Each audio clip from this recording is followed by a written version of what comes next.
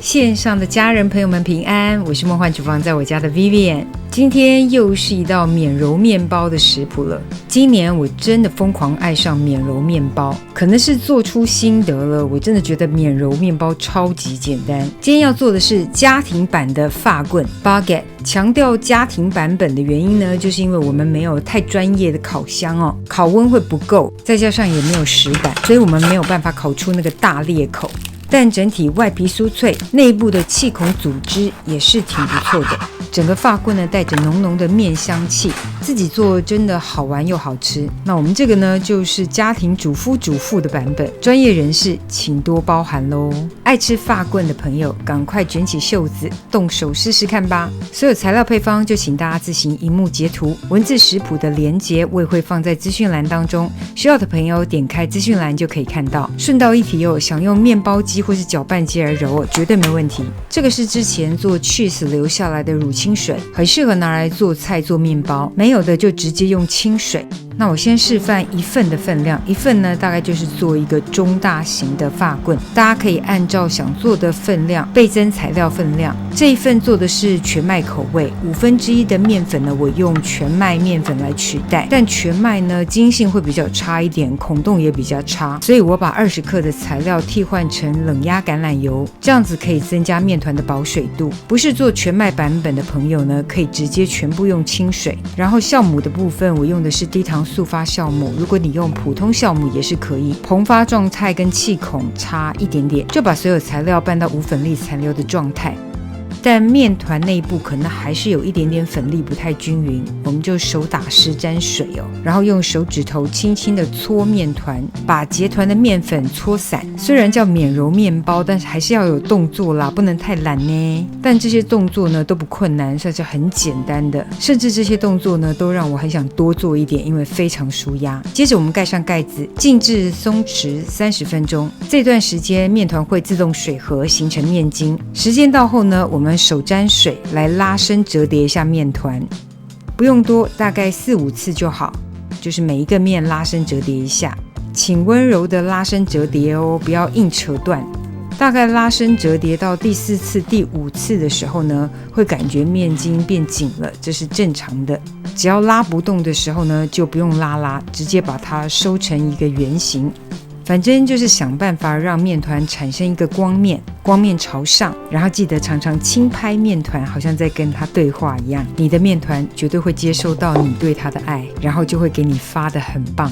再一次松弛30分钟之后呢，我们改用爆叠的方式，因为这面团量有点少哦，只有1份，所以它不是那么好爆叠，但没有关系，你可以改成甩折的手法，稍微拉一下面团，让它变成比较扁平的状态，然后甩折个2-3回合变得比较紧的时候没有关系，压扁一下再松弛个1分钟，再继续甩折。越甩折面团会变得越光滑，越有弹性。甩几下都没关系，看你高兴。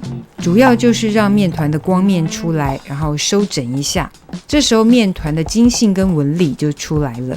差不多了，我们就盖上盖子哦。接下来要做低温冷藏发酵，直接放入冰箱冷藏至少12个小时，至多2天。冷藏发酵完成之后，我们取出面团，常温回温30分钟。回温后的面团可以在表面撒上些许的手粉，防粘黏。操作台上也撒上适量的手粉防粘，或是发酵布上撒粉来操作，也是可以防粘黏。盒子边缘可以稍微分离一下面团，等等面团会比较好掉落在台面上。其实给它一点时间哦，倒扣它会落在台面。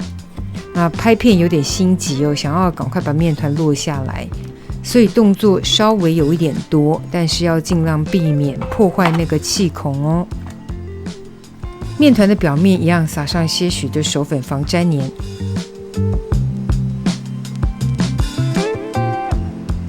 那我这个是2倍的面团量，基本上可以做2条中大型的，其中1份如果再分割一半呢，就可以再做出2个小的法棍。不管大小，操作的手法都一样。轻拍面团之后，我们把面团折3折，叠成像长形的棉被。因为有了动作，我们就让它再松弛个20分钟。20分钟之后呢，再做最后的整形。这一块再对切，做更小条一点的发棍，一样也是轻拍面团，折3折，松弛20分钟。记得手法要轻柔哦，不要把气泡都给破坏了。松弛20分钟的过程呢，表面要盖上棉布，这样子可以避免面团干燥。如果是放在棉布上或是发酵布上哦，可以运用这种转移板来转移面团，也很方便。这个全麦板呢，做法一模一样，一样是给它松弛静置20分钟。时间到后，我们来做最后一次的整形，基本上就是把它整成你觉得发棍应有的样子就可以。稍微的轻拍面团，然后按照影片的手法来折叠塑形。先把上端的面团往中间收，然后把面团转个方向，一样从上方呢往中间轻轻的按压收拢，最后再把上下两边呢缝合在一起。还是看影片的操作方式哦，有些动作真的太难形容了，就把它们上下捏合缝合在一起，尽量把它们缝合紧密。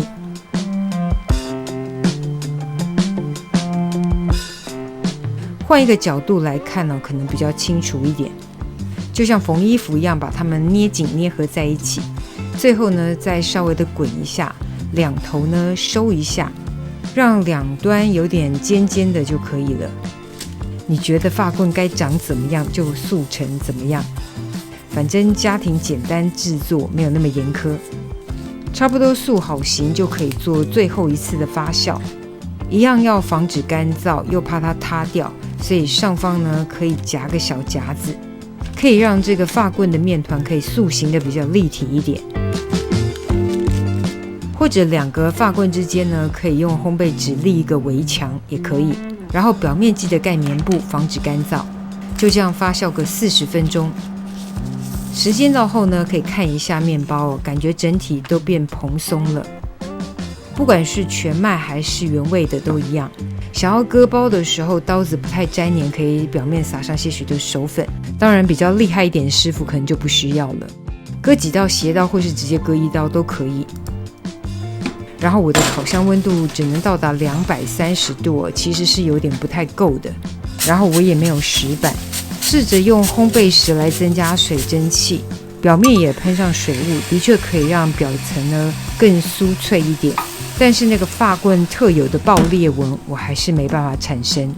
想要产生呢，烤箱至少要可以调整到250度，我是指摄氏250度。然后最好烤箱底火也要够强，可以加个石板。但刚才强调，我们就是家庭简易版，没有爆裂纹也没关系咯。至少表皮也还是很酥脆。如果用气炸锅的朋友呢，也可以哦，但是酥脆程度跟上色情况肯定比我这个还要浅，还要不脆，因为气炸锅的温度只能到达摄氏200度，所以不是追求极致的朋友呢，普通烤箱或者是普通的气炸锅也还是可以做哦。我们来看一下内部的组织孔洞。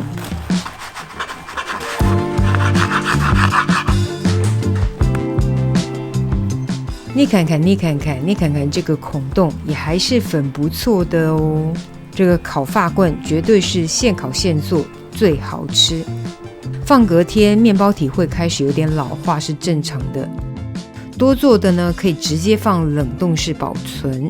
想吃的时候呢，喷一点点水，气炸锅或是烤箱稍微复热一下就可以了。这一块呢是全麦发棍的气孔，大家可以看得很清楚，真的没有原味的版本那个孔洞那么漂亮。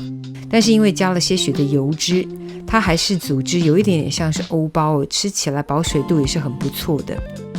搭配上各式的坚果酱或者是奶油，真的非常香，非常好吃。也可以沾冷压初榨橄榄油，搭配 balsamico 醋。新鲜做，怎么搭配怎么好吃。超级简单的免揉发棍，等你交作业咯。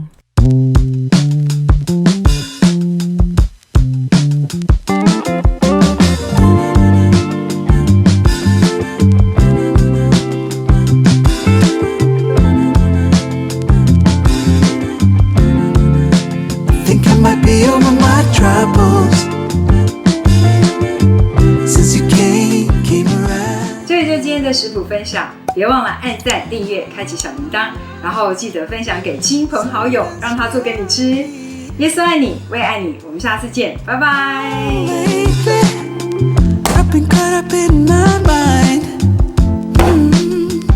Oh, it's not hard to see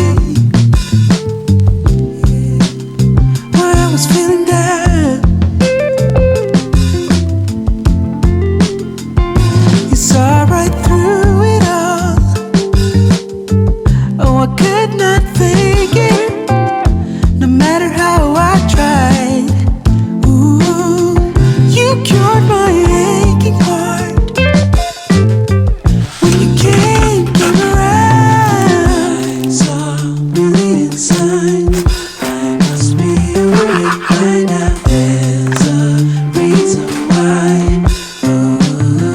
Might be over my troubles. Yeah, they've been there for so long now. Ooh, 'cause I don't